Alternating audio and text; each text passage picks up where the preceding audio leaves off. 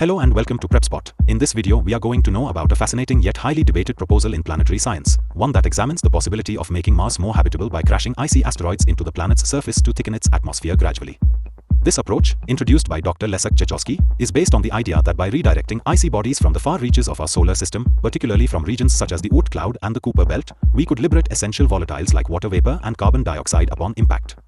These gases, once released, might help to create a greenhouse effect, trapping solar radiation, warming the Martian surface, and slowly building a thicker, more protective atmosphere. Currently, Mars possesses an atmosphere that is only about 0.6% of Earth's atmospheric pressure, which is far too thin to allow for the stable presence of liquid water or to shield the surface from harmful cosmic radiation. With the proposed method, the gradual accumulation of volatiles could initiate a process that eventually brings the atmospheric pressure closer to levels that might support not only microbial life but potentially human habitation in the distant future. At the heart of this concept is the recognition that Mars, despite its many similarities to Earth in terms of day length and some surface features, struggles with significant obstacles to habitability. Its sparse atmosphere, composed mostly of carbon dioxide, and a surface continuously bombarded by high-energy radiation due to the absence of a global magnetic field, present formidable challenges. Dr. Ciechowski's idea revolves around utilizing natural resources available in our solar system, namely, the numerous icy asteroids that orbit in the remote expanses of the Oort cloud and Kuiper belt. These objects are thought to contain large quantities of water ice, carbon dioxide, ammonia, and other volatile compounds that, if properly harnessed, could be key to transforming the Martian environment. The collisions would theoretically release these substances in a controlled manner, gradually contributing to the thickening of Mars' atmosphere and initiating a warming process that might, over centuries or even millennia, allow the planet to retain more heat and possibly support liquid water on its surface. From a technical standpoint, the plan faces several daunting challenges.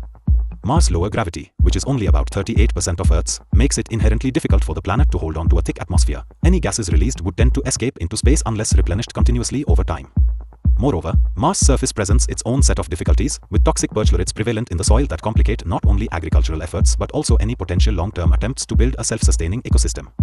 The engineering obstacles associated with redirecting asteroids, using methods like gravitational assists, solar sails, or ion thrusters, are similarly immense.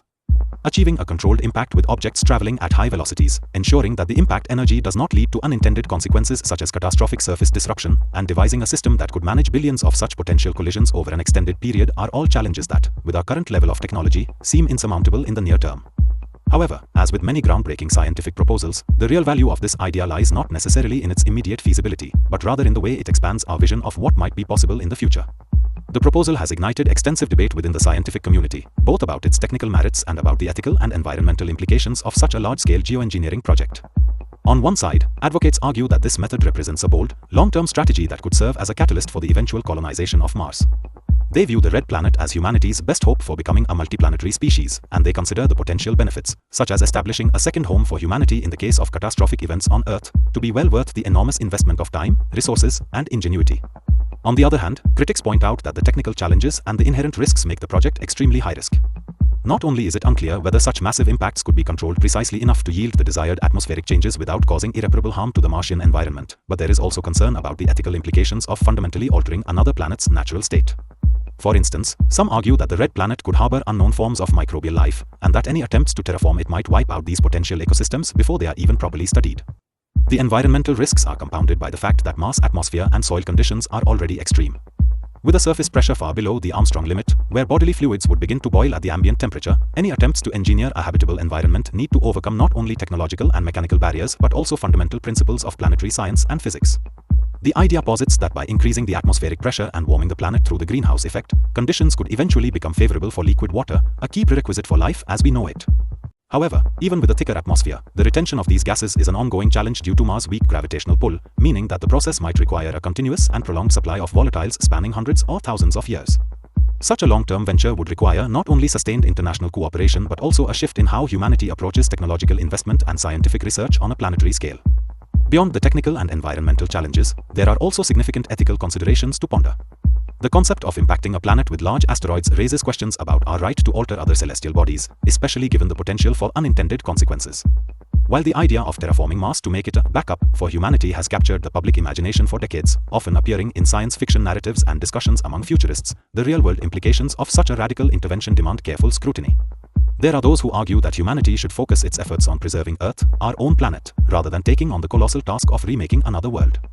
They point out that the resources and technological advances required for this ambitious project might be better directed towards solving pressing environmental issues here at home, such as climate change and habitat destruction.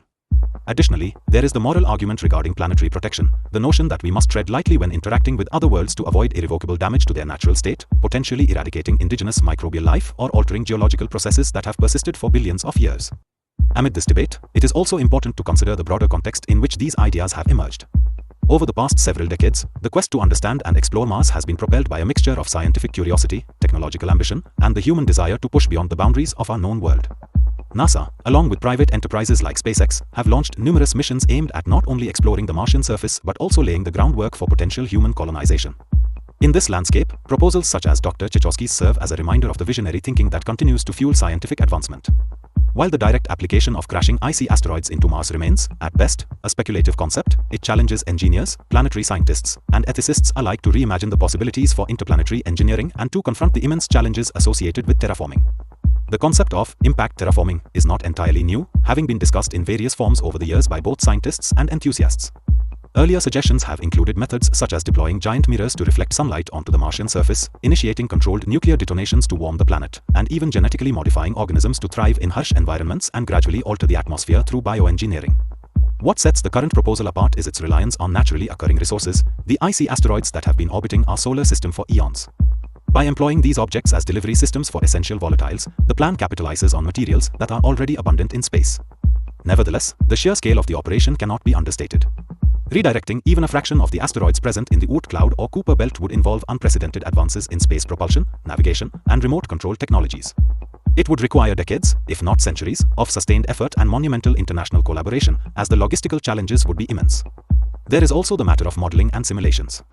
Before any practical implementation could be considered, extensive research must be conducted to understand the exact impact mechanics of colliding an asteroid with Mars.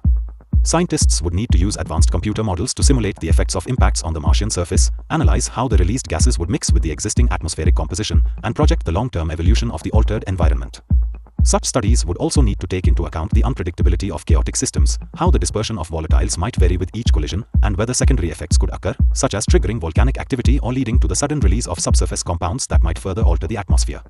Each of these factors, while offering promising avenues for scientific inquiry, adds layers of complexity to an already formidable challenge. In addition to the scientific and technical assessments, there is the necessary evaluation of cost and resource allocation. The financial implications of a terraforming project on the scale proposed by Dr. Chechosky would be astronomical in every sense. The funding required to develop, launch, and operate a fleet of vehicles or spacecraft capable of intercepting asteroids, modifying their trajectories, and ensuring that they impact Mars in the desired manner would likely run into tens or hundreds of billions of dollars. Such an investment demands not only governmental commitment but also the support of private stakeholders who share a long-term vision for humanity's future in space. The debate here is twofold. First, whether the potential benefits of creating a habitable Mars justify the enormous costs involved, and second, whether these resources might be better utilized addressing immediate challenges on Earth or developing alternative methods of terraforming that might carry fewer risks. Critics of the asteroid impact terraforming approach often point to alternatives that could be more practical or less disruptive. For example, some experts argue that enhancing Mars habitability might be more feasible through a combination of localized bioengineering experiments, such as developing microbial life forms capable of surviving and gradually altering the soil chemistry, and small-scale atmospheric interventions. Others propose that nuclear-based methods, which would involve detonation of nuclear devices in carefully controlled conditions to heat the atmosphere rapidly, could offer a more direct way of triggering a greenhouse effect. However, these alternatives come with their own sets of risks and uncertainties.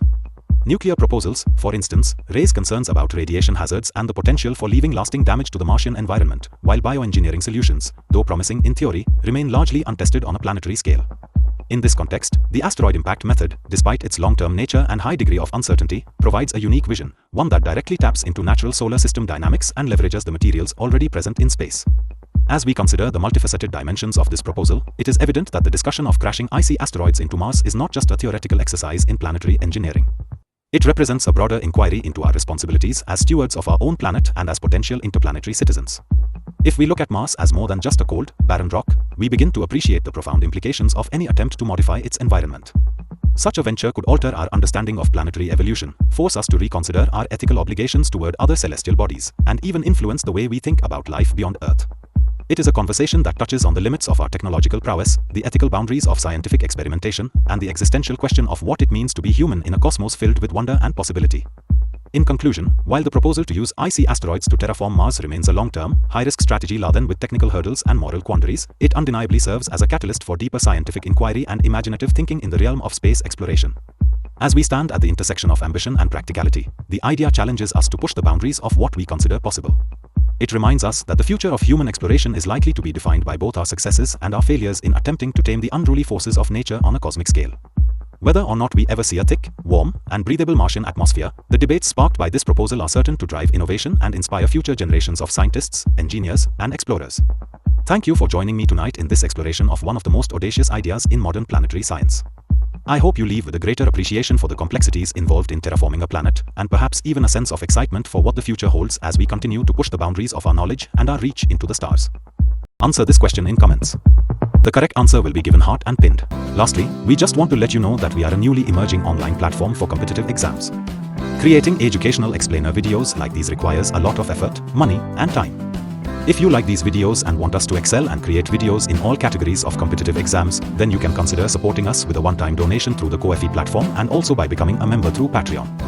This will help us create more such informative educational videos in the competitive exams space. So, one last time, subscribe and share this channel with all your friends who are preparing for competitive exams. And also, follow us on social media platforms. The links are given in the About section of the channel and also in the video description. So, see you in the next video.